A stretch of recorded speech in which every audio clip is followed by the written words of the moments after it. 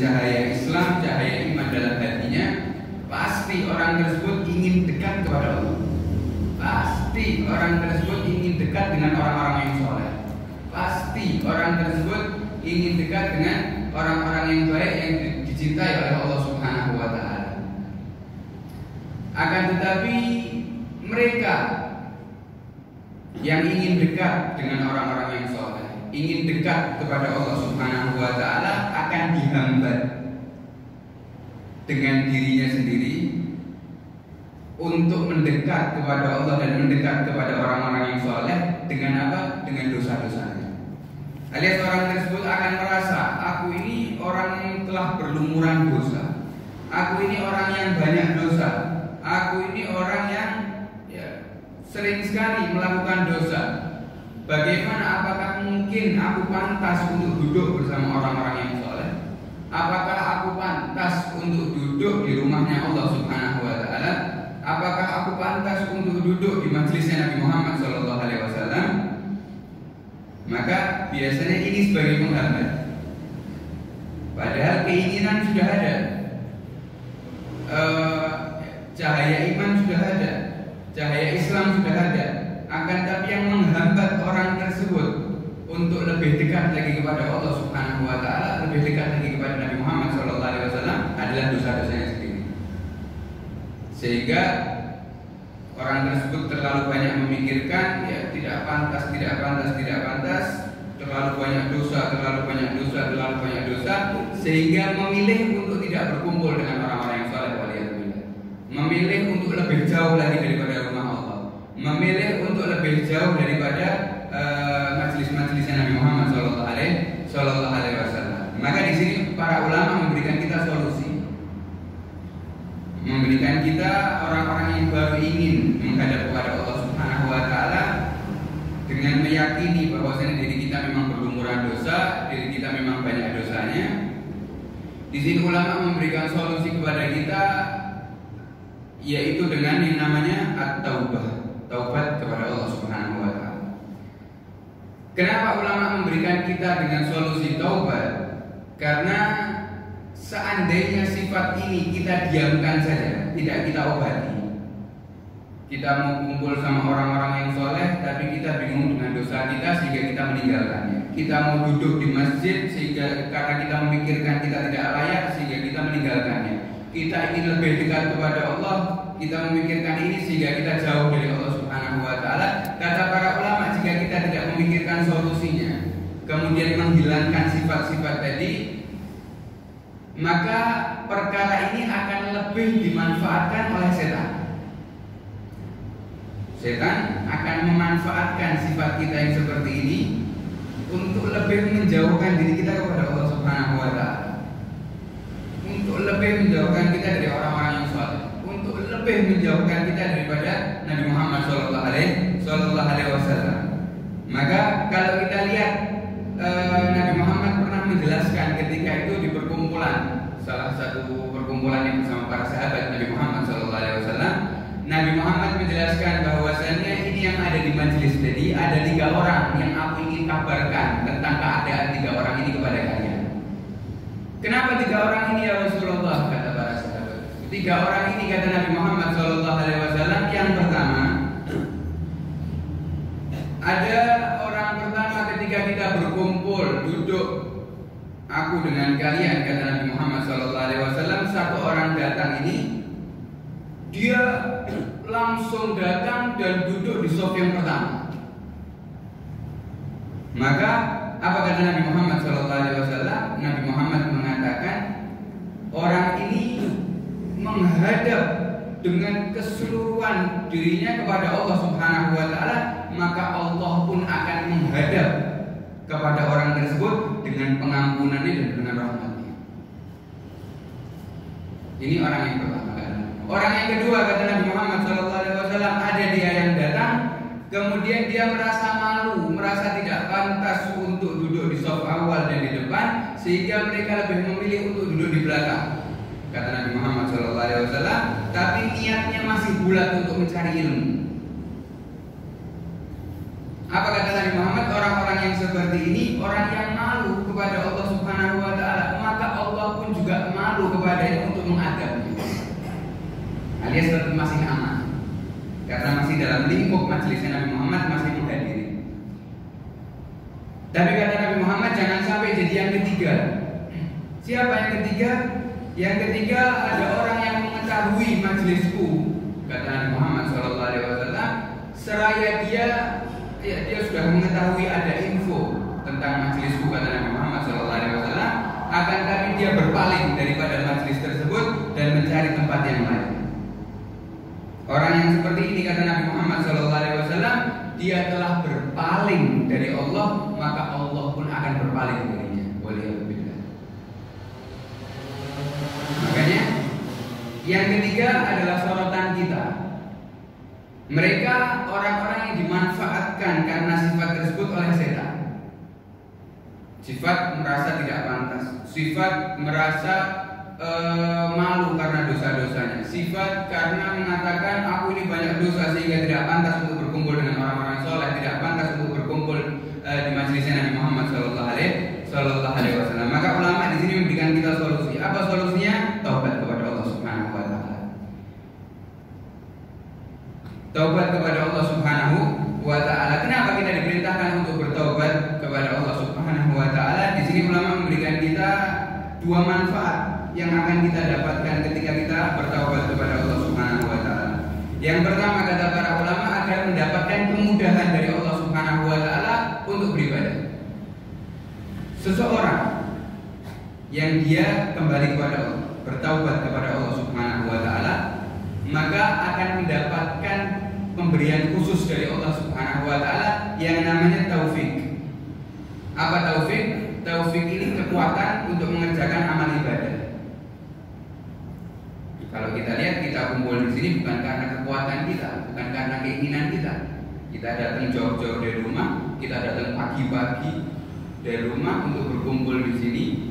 Tidak ada urusan bisnis, tidak ada urusan kerjaan, tidak ada urusan yang lain-lain, tapi kita fokus untuk Allah dan untuk Nabi Muhammad SAW.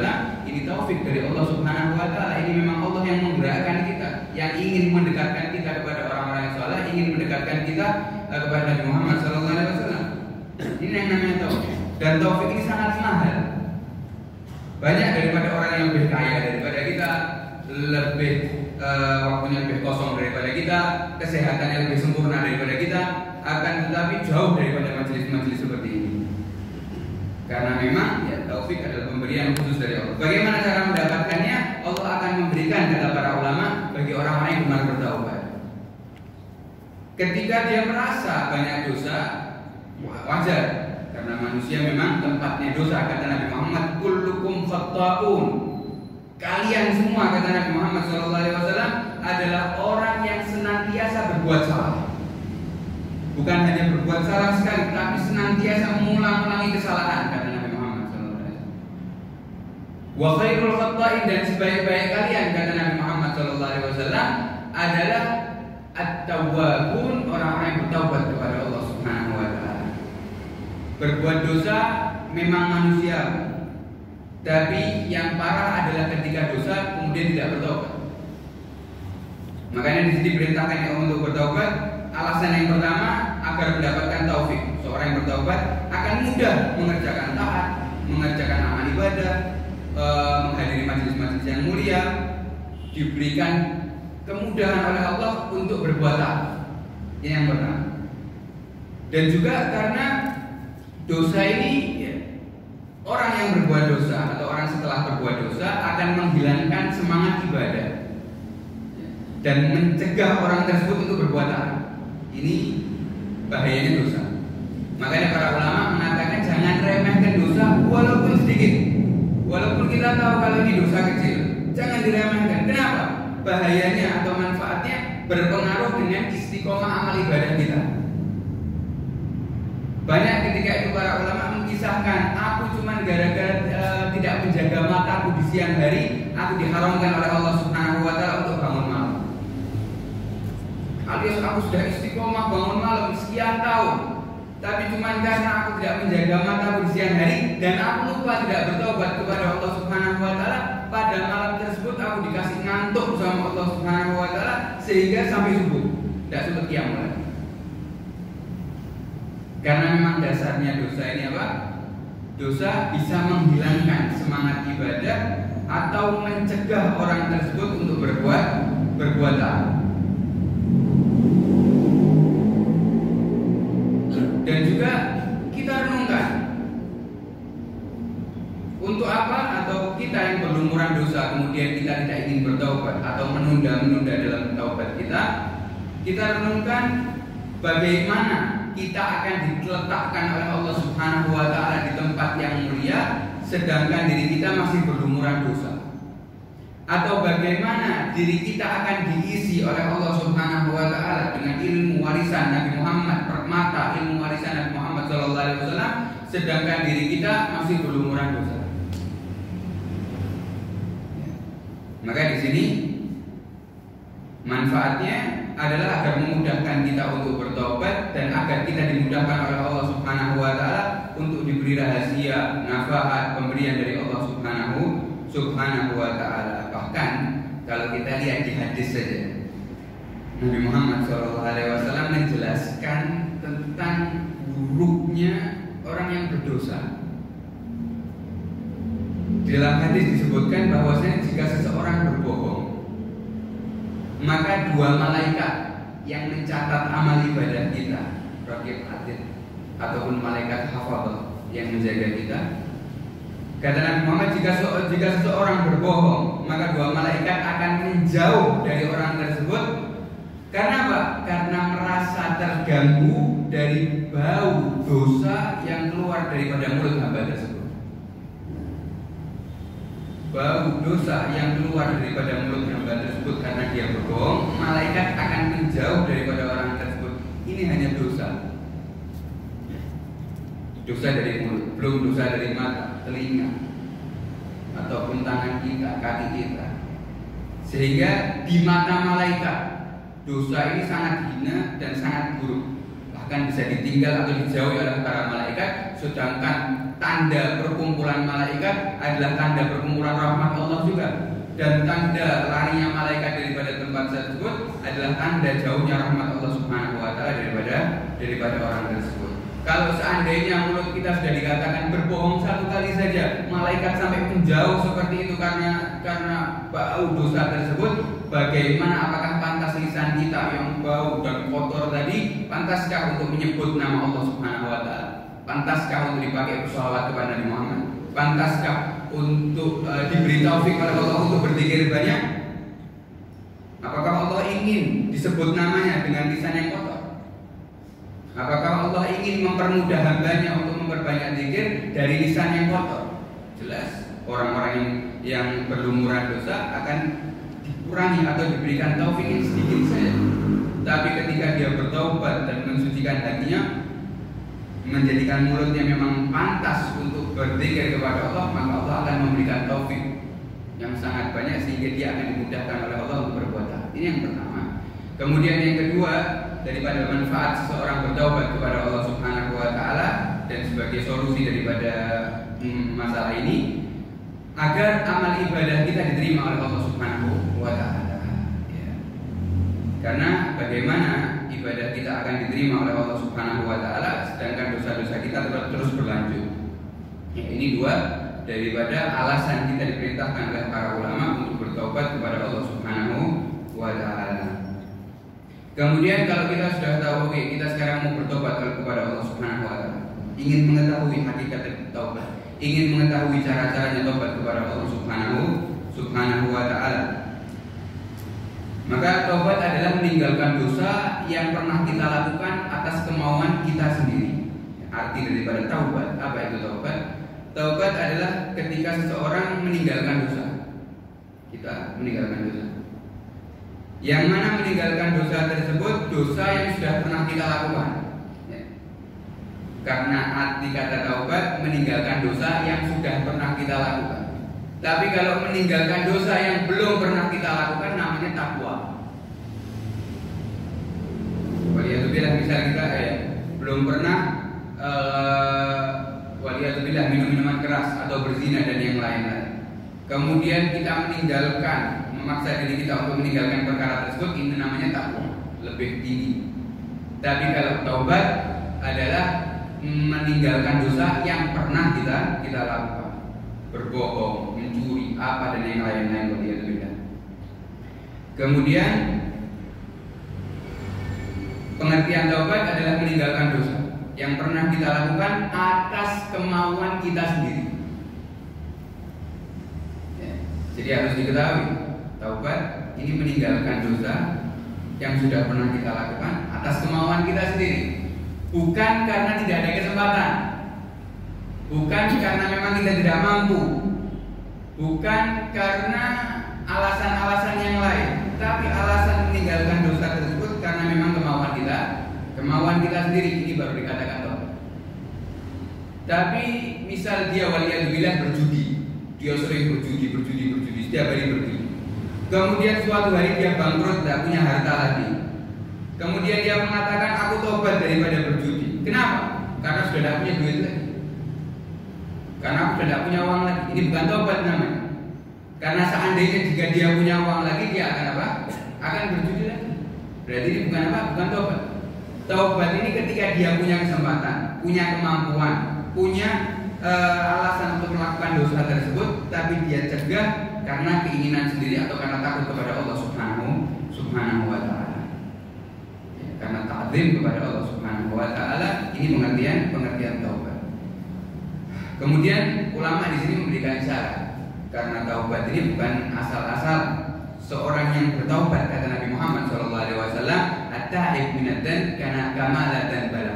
Orang yang bertaubat kepada Allah sebanyak apapun dosanya, seberat apapun dosanya, kata Nabi Muhammad, kamala dzanbala, seakan-akan dia tidak punya dosa lagi.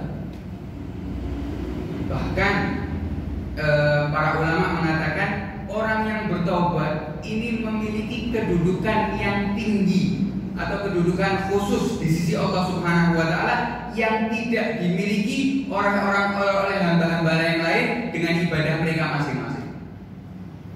Alias pendekatan diri kepada Allah Subhanahu wa Ta'ala dengan bertaubat, ini orang tersebut akan mendapatkan tempat yang khusus di sisi Allah Subhanahu wa Ta'ala. Yang mana tempat khusus ini tidak akan diisi oleh orang-orang yang lain yang memiliki walaupun ibadahnya banyak. Jadi memang luar biasa ibadah yang namanya taubat ini. Kalau kita lihat Nabi Muhammad SAW beristighfar atau bertaubat satu kali majelis saja 70 kali. Maka para sahabat ini, kalau para sahabat adalah orang yang paling perhatian dengan Nabi Muhammad SAW. Kalau kita lihat sahabat ini, setiap gerak-gerik Nabi Muhammad SAW diperhatikan oleh sahabat. Diperhatikan untuk apa? Untuk diikuti, untuk diriwayatkan kepada orang-orang setelahnya. Maka para sahabat ketika memperhatikan Nabi Muhammad SAW ketika sedang duduk bersama para sahabatnya, Nabi Muhammad ini setiap berbicara, duduk dimanapun, entah di masjid ataupun di rumahnya, ataupun di rumahnya para sahabat, ataupun di jalan dan yang lain-lain ketika musafir, Nabi Muhammad pasti ketika berkumpul, entah itu perkumpulan yang membahas strategi perang kah, atau membahas tafsir Al-Quran kah, atau membahas urusan maslahat umat Islam kah, atau membahas curhatannya para sahabat atau yang lain-lain, Nabi Muhammad di setiap perkumpulan, di setiap majelisnya berbicara sedikit, kemudian setelah berbicara sedikit menunduk mengatakan astagfirullah atau rabbil firli warham, minta istighfar, taubat. Kemudian melanjutkan bicara lagi. Setelah melanjutkan bicara lagi, berhenti lagi, astagfirullah, rabbil firli warham. Kemudian melanjutkan lagi. Nah, di samping-samping sahabat, sampingnya Nabi Muhammad SAW, para sahabat ini menghitung, ini Nabi Muhammad ini beristighfar berapa kali, satu kali majelis. Dihitung di Rabbul Fil Wahim, hitung satu. Kemudian Nabi Muhammad lanjutkan lagi, kemudian istighfar lagi, dihitung lagi 3, 4, 5. Riwayat yang pertama para sahabat meriwayatkan satu kali majelis saja Nabi Muhammad bisa istighfar 70 kali. Itu satu kali majelis. Sehari berapa kali majelis Nabi Muhammad? Ada di riwayat lain satu kali majelis lebih daripada 100 kali. Kenapa? Nabi Muhammad tahu. Nabi Muhammad bukan karena banyak dosa harus beristighfar banyak, tapi Nabi Muhammad mengajarkan kepada kita ini manfaat orang yang beristighfar, orang yang taubat kepada Allah Subhanahu wa Ta'ala, memiliki kedudukan khusus di sisi Allah Subhanahu wa taala. Maka kalau kita tahu kedudukan khusus di sisi Allah Subhanahu wa taala dengan cara taubat, harus tahu taubat yang benar bagaimana. Agar kita juga bisa mengetahui oh ini taubat yang benar.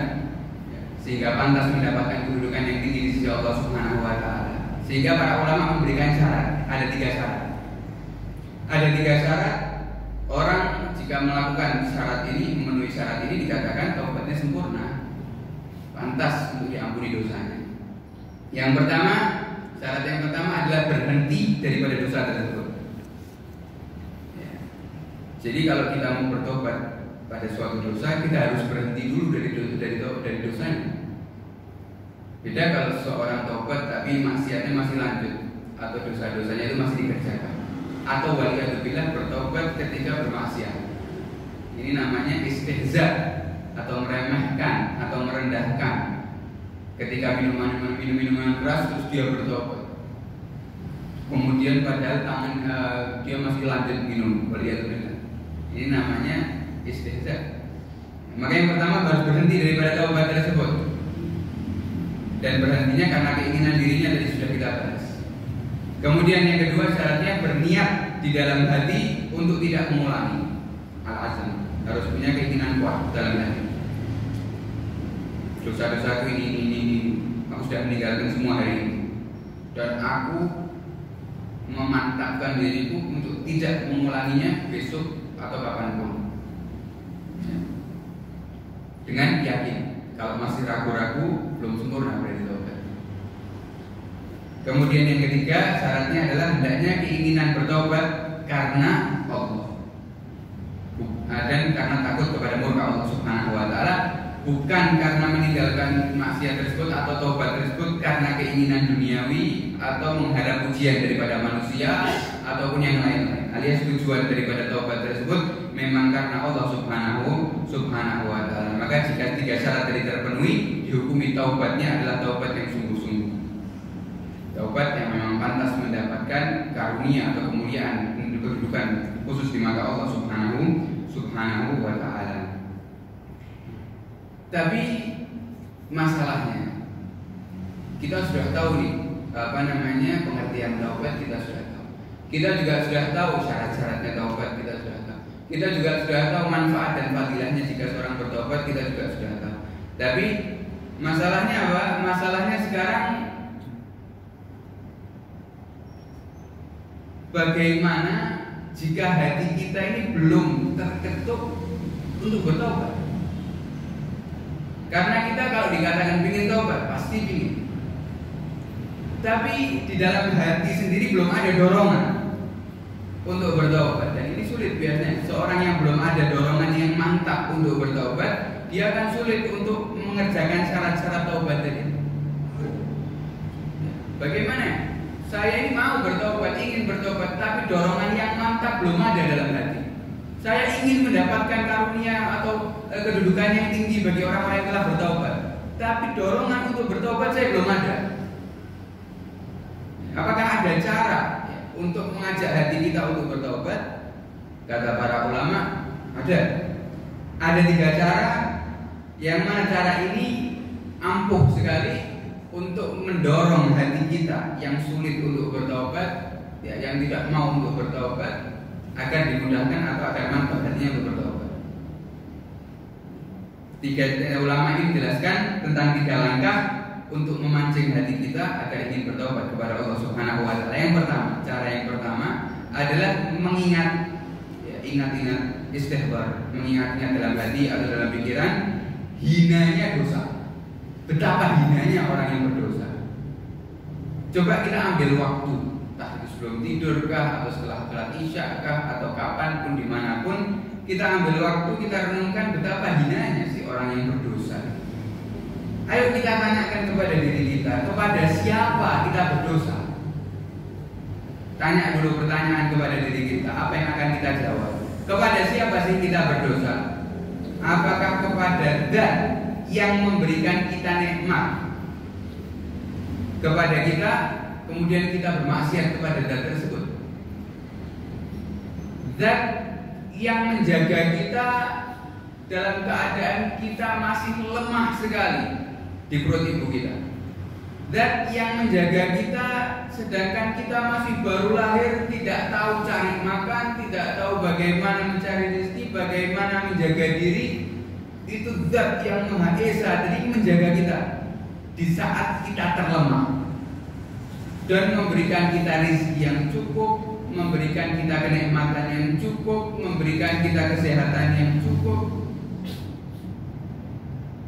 Masa kita pantas untuk membalasnya dengan maksiat, atau membalasnya dengan dosa, atau membalasnya dengan mengingkari daripada syariatnya, atau mengingkari daripada amal ibadahnya, perintah-perintahnya. Nah, renungan seperti ini kata para ulama sangat mujarab untuk mengajak hati kita yang lemah ini agar kita ingin bertaubat. Kita renungkan. Kalau tadi hanya dosa saja bisa menjauhkan rahmat Allah, bisa menjauhkan para malaikat karena baunya dosa orang yang berbohong. Apalagi kalau dosa seperti ini, kita renungkan kepada siapa kita bermaksiat? Apakah kepada pemberi nikmat? Mengingat hinanya dosa, kita ingat. Ini langkah pertama. Kemudian langkah kedua adalah mengingat betapa pedihnya siksaan yang akan Allah berikan kepada penduduk neraka. Kita menyebut nama neraka saja kita sudah takut. Makanya kalau kita lihat di Al-Quran, ya, banyak di situ disebutkan daripada sifat-sifatnya neraka. Kemudian bagaimana keadaan penduduk neraka. Kemudian bagaimana malaikat yang menyiksa orang-orang di neraka. Untuk apa? Bukan berarti kita katakan Al-Quran ini horor dan yang lainnya, atau mengecam atau yang lainnya, tidak. Karena Al-Quran tahu bahwasanya umat di zaman sekarang memang mereka butuh perkataan-perkataan seperti itu untuk mengembalikan jiwanya atau mensucikan lagi jiwanya agar ingin bertobat. Kalau isinya cuma nikmat saja yang ada di dalam hati kita justru lalai. Tapi memang ada porsi di situ untuk menyebutkan neraka. Untuk apa? Ayo kita baca di sana, kita renungkan di sana, kita ambil beberapa ayat saja cukup untuk memberikan lagi kita semangat lagi untuk bertaubat.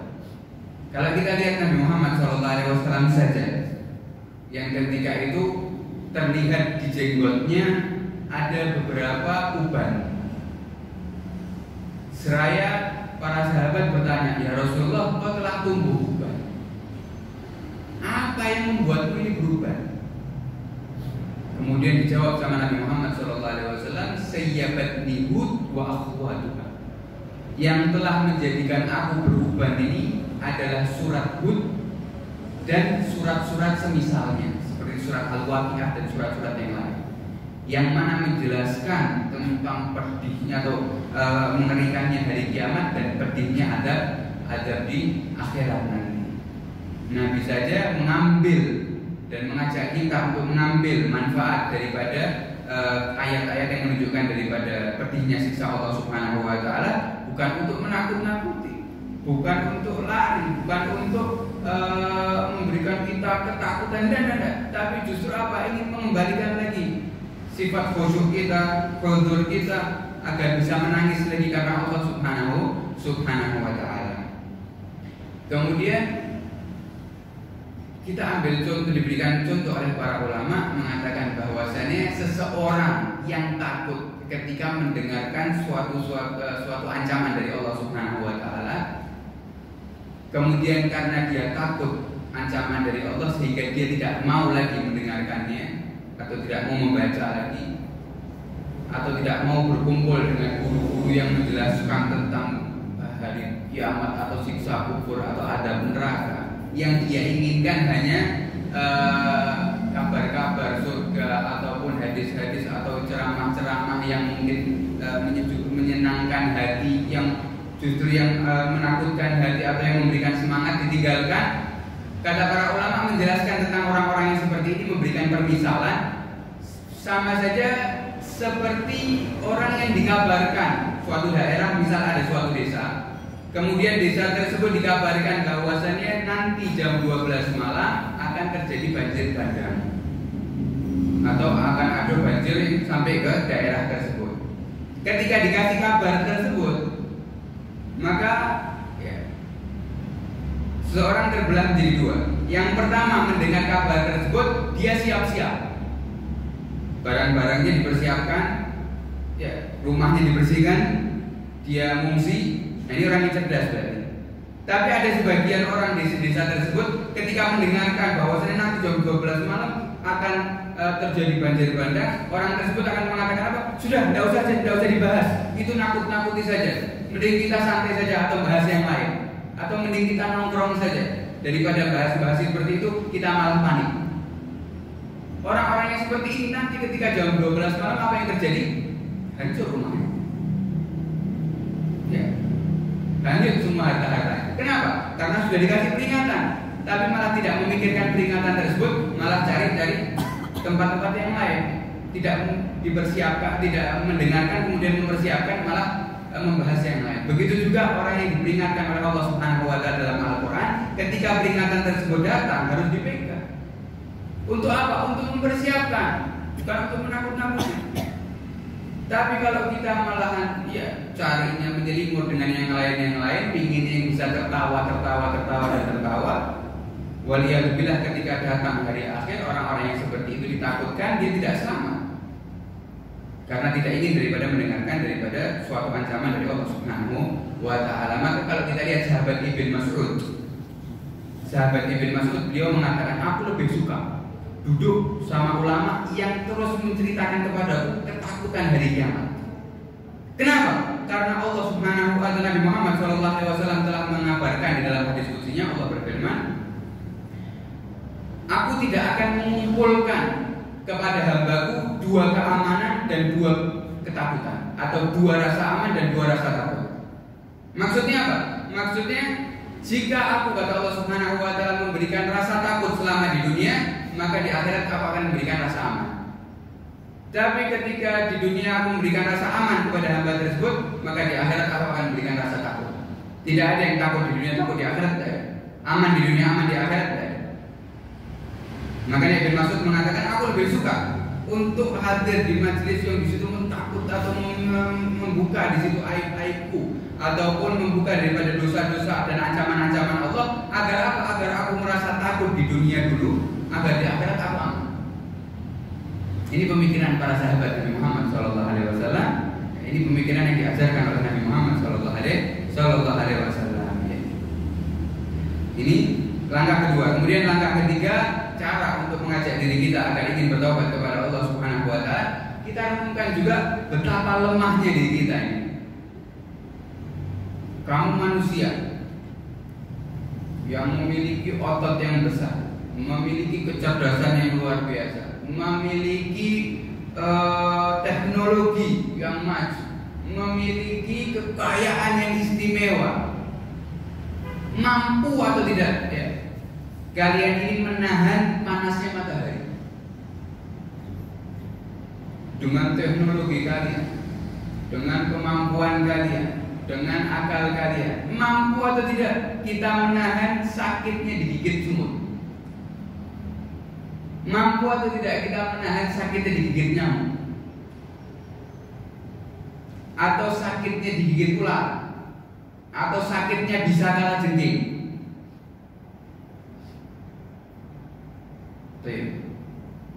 Kalau perkara-perkara remeh kecil kita sudah tidak tahan.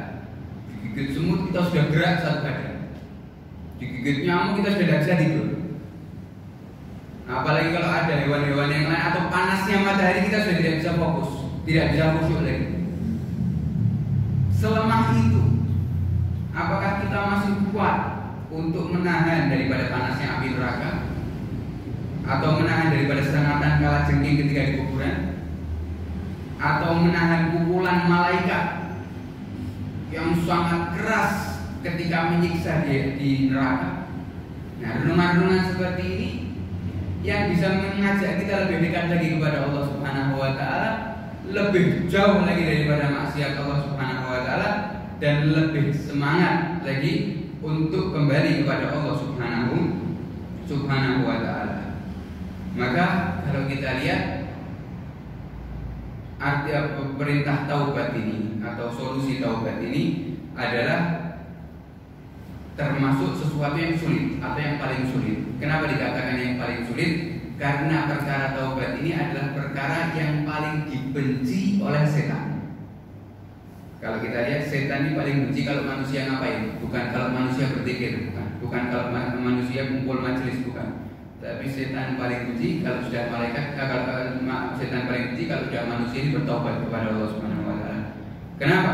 Karena bagaimana setan tidak benci? Sedangkan dia sudah menggoda manusia suatu hari satu malam atau bahkan bertahun-tahun. Kemudian dosa yang selama bertahun-tahun tersebut dihapus oleh Allah Subhanahu wa ta'ala hanya dengan satu kali tetesan air mata menangis taubat kepada Allah Subhanahu wa ta'ala. Sehingga setan akan menggoda kita sekuat tenaganya dan memalingkan kita daripada yang namanya taubat ini agar apa? Agar sukses daripada kerjaannya setan tadi untuk menjauhkan kita dari Allah Subhanahu wa ta'ala. Makanya yang sering menghambat daripada taubat kita bertaubat ya. Yang sering menghambat kita bertaubat yang pertama adalah bisikan hati kita, justru yang hati kita atau bisikan hati kita, setan melewati bisikan hati kita yang akan membisiki kepada kita, mengatakan bahwasannya untuk apa aku bertobat? Ini bisikan hati kita yang dibisiki oleh setan. Untuk apa kamu bertobat? Kata setan dalam hati kita. Sedangkan kamu yakin bahwasannya diri kamu ini akan mengulangi daripada maksiat tersebut. Ini bisikan yang sering terlewat bagi orang yang mau bertobat. Untuk apa kau bertobat sekarang? Sedangkan kau yakin kau besok melakukan lagi. Buat apa? Mending kau besok aja tobat, atau nanti kalau sudah tua saja, atau nanti kalau sudah melewati fase ini dan fase itu. Ini bisikan setan. Maka kita jawab, harus dijawab bisikan-bisikan seperti ini. Ketahuilah ya, bahwasannya daripada tipu daya setan tadi, kita balas dari mana? Kita tahu bahwasannya besok kita akan bermaksiat lagi. Siapa yang berani di sini mengatakan bahwasannya besok aku bisa bermaksiat lagi? Ada yang bisa meyakini? Ada yang bisa mengatakan secara pasti bahwasannya besok saya akan bermaksiat lagi, atau besok saya bisa bermaksiat lagi, atau besok saya masih diberikan umur untuk mengerjakan sesuatu? Tidak ada yang bisa. Maka ketika bisikan tersebut datang mengatakan untuk apa bertaubat sekarang, katakan karena tidak tahu saya besok ada untuk umur lagi apa tidak. Besok saya bisa mengerjakan maksiat ini lagi apa tidak. Besok saya bisa melakukan ini lagi apa tidak. Atau waliyadzubillah misal kalau tidak meninggal dunia, waliyadzubillah kalau sakit sudah sakit. Kalau besok sakit bagaimana? Apakah bisa lagi bersombong diri mengatakan ini dan itu mengerjakan A dan B? Nah, maka bisikan-bisikan setan tersebut kita balas dengan perkataan seperti ini, maka akan kita besok saya tidak mengetahui keadaan kita bagaimana, keimanan kita bagaimana, ketakwaan kita bagaimana, maka tidak ada alasan untuk menunda taubat. Maka berarti kalau kita tahu daripada bisikan setan tadi mengatakan bahwasannya untuk apa bertaubat sedangkan kalian akan melakukan lagi. Berarti permasalahannya di sini adalah yang menghambat kita taubat adalah takut untuk bermaksiat lagi, ya kan? Apa yang menghambat kita taubat? Karena mungkin saja kita bermaksiat lagi, sehingga taubat kita sia-sia. Itu pemikiran kita seperti itu. Maka dibutuhkan di sini sungguh-sungguh dan tekad yang bulat agar kita tidak mengerjakan lagi atau mengulangi maksiat kita lagi. Akan tetapi kata para ulama, walaupun kalian ini mengulangi daripada dosa tersebut, walaupun jika kita bertobat dan kita masih ada, kita sudah niatkan untuk tidak mengulangi lagi, akan tetapi keesokan harinya kita masih mengulangi lagi jika kita masih mengulangi lagi, kata para ulama, tidak ada taubat yang sia-sia. Tidak ada taubat yang apa? Yang sia-sia. Kenapa? Karena jika kita walaupun kita mengulangi dosa kita lagi, minimal dosa-dosa kita yang telah lalu telah terhapus ya, dengan taubat kita, dan tidak ada dosa lagi kecuali satu aja yang baru dikerjakan tadi. Itu manfaat bertobat. Jadi misal kita bertobat hari ini, kita bertobat, janji tidak akan melakukan lagi, tidak akan mengulangi lagi. Dari nanti siang kita bermaksiat lagi. Apakah berarti taubat kita dari pagi sia-sia? Tidak ada yang sia-sia. Kata para ulama, minimal kalian mendapatkan pengampunan dosa yang telah lalu, kemudian dosa kalian cuma hanya satu, ya baru tadi siang, ya nanti siang. Kemudian dihapus lagi dengan taubat, maka tidak ada lagi dosanya. Ini daripada manfaat taubat, sehingga tidak ada alasan buat seorang menunda-nunda taubatnya. Tidak ada seorang untuk meninggalkan taubatnya, waliyadzubillah. Karena manfaat yang sangat luar biasa yang Allah berikan kepada orang-orang yang gemar bertaubat. Kemudian di sini kita juga harus mengetahui, diajarkan oleh para ulama, kalau kita mau bertaubat, kita harus tahu dosa apa yang kita taubatkan. Maka di sini daripada adabnya seorang yang bertobat kepada Allah Subhanahu wa taala, hendaknya dia menyebutkan, ya Allah, aku melakukan ini dan ini. Ya Allah, dosaku seperti ini. Ya Allah, dosaku seperti ini. Ya Allah, aku baru saja menasani. Ya Allah, aku baru saja mencaci. Ya Allah, aku baru saja mencuri. Ya Allah, aku baru saja memandang pandangan-pandangan yang haram. Ya, artinya dosa-dosa kita ini dijelaskan untuk apa? Agar semakin yakin di dalam diri kita untuk tidak mengulangi daripada dosa-dosa tersebut. Maka dosa pun dibagi oleh para ulama menjadi tiga. Yang pertama adalah dosa meninggalkan perintah Allah Subhanahu wa taala. Dosa meninggalkan perintah Allah, seperti sholat, ini dosa besar, zakat, puasa. Cara bertobatnya bagaimana? Cara bertobatnya mengqadai. Kita meninggalkan sholat subuh, jadi kita tinggalkan misalnya. Bagaimana cara tobatnya? Cara tobatnya bukan istighfar. Cara tobatnya dengan apa? Mengqadai daripada sholat tersebut, baru diampuni dosa kita. Alias nanti dikatakan oleh para ulama, diajarkan cara bertobat ini berbeda-beda menurut dosa yang kita kerjakan. Dosa yang pertama adalah juga jika kita meninggalkan perintah Allah Subhanahu wa taala, maka cara bertaubatnya adalah dengan mengqadai apa yang telah kita tinggalkan semampu kita. Kita sudah meninggalkan sholat sekian tahun, qadai semampu kalian. Kenapa kok semampu kita? Ya, alias kita bersungguh-sungguh dalam qadainya. Kenapa? Agar ketika Allah Subhanahu wa taala melihat hati kita, Allah melihat kejujuran kepada hamba tersebut yang ingin bertobat kepada Allah Subhanahu wa taala, sehingga walaupun amal-amal yang belum kita qadai pun akan diampuni oleh Allah Subhanahu wa taala. Jadi bukan berarti kita meninggalkan sholat kemudian taubatnya hanya istighfar atau nangis saja, itu tidak cukup. Tapi qadai, ya, kita mengqadai semampu kita. Agar apa? Agar Allah melihat hati kita kesungguhan dalam bertobat, kemudian menyelimuti hati kita dengan maghfirah Allah Subhanahu wa taala. Ini yang pertama, dosa meninggalkan perintah Allah. Kemudian yang kedua adalah dosa antara kita dengan Allah Subhanahu wa taala. Dosa antara kita dengan Allah seperti waliyadzubillah minum minuman keras atau bermuamalah riba, ya, atau dan dosa-dosa yang antara kita dengan Allah Subhanahu wa taala, atau memandang pandangan yang haram. Maka caranya bertobat bagaimana? Caranya bertobat dengan menyesali perbuatan tersebut, ya, memasang hati kita untuk tidak mengulanginya lagi dengan istighfar. Dosa antara kita dengan Allah Subhanahu wa taala dengan bertobat, menyesali, memantapkan hati untuk tidak mengulanginya lagi. Kemudian yang ketiga, yang terakhir adalah dosa antara kita dengan sesama manusia. Nah, ini yang paling sensitif. Dosa antara kita dengan manusia juga tidak hanya dengan istighfar saja atau dengan menangis saja, tidak.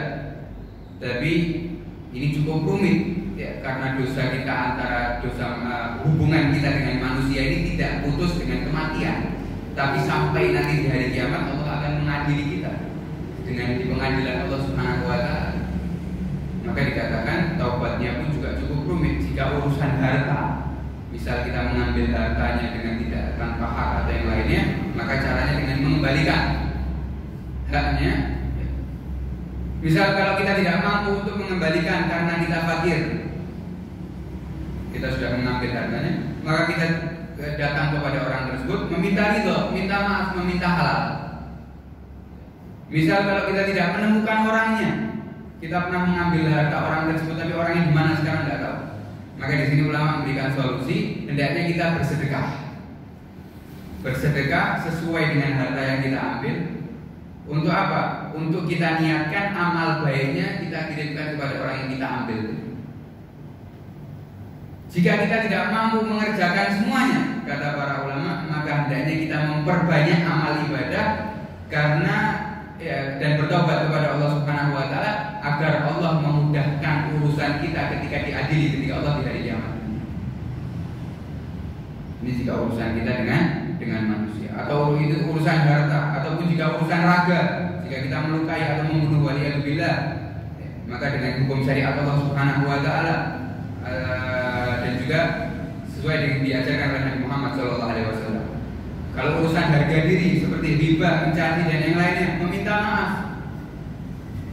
Atau misal urusan wanita berzina, kemudian melecehkan atau yang lainnya, juga meminta maaf dan juga bertobat kepada Allah Subhanahu wa taala.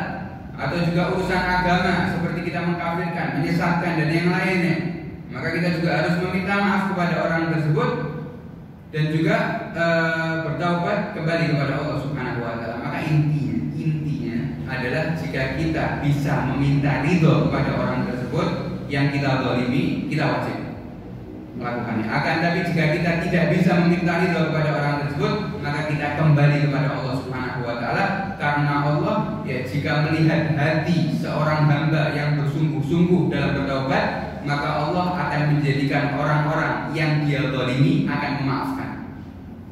Jika kita sungguh-sungguh dalam bertobat, orang-orang yang telah kita zalimi ini akan dirubah hatinya oleh Allah Subhanahu wa taala untuk memaafkannya ketika di akhirat dan akan memudahkan urusan kita. Wallahu a'lam. Semoga Allah Subhanahu wa taala menjadikan ilmu kita yang bermanfaat di dunia dan di akhirat, menjadikan cahaya untuk hati kita, cahaya untuk keluarga kita, cahaya yang bisa menyelamatkan kita daripada fitnah akhir zaman, cahaya yang bisa menyelamatkan kita dalam fitnah kubur, dan juga bisa menyampaikan kita di surga yang paling atas bersama Nabi Muhammad sallallahu alaihi wasallam.